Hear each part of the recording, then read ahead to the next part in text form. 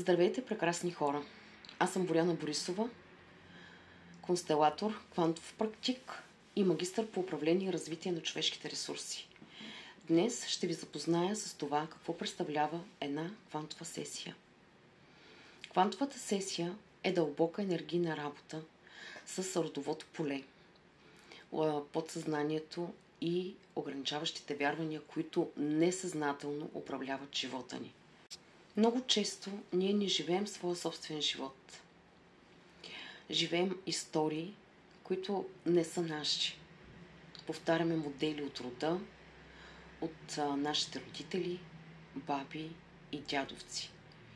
Това са програми, предадени чрез енергията и клетъчната памет. Програми на вина, страх, недостиг, непризнание или болест. По време на сесията откриваме корена на ограничаващото вярване. Онова, което блокира потока на любовта, изобилието и успеха. Освобождаваме го с енергийна работа, прошка и осъзнаване, като пренаписваме вибрацията му в нова подкрепяща програма.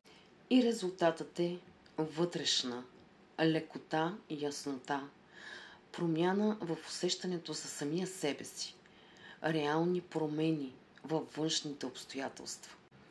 Когато се освободи енергията на рода, животът започва да тече свободно.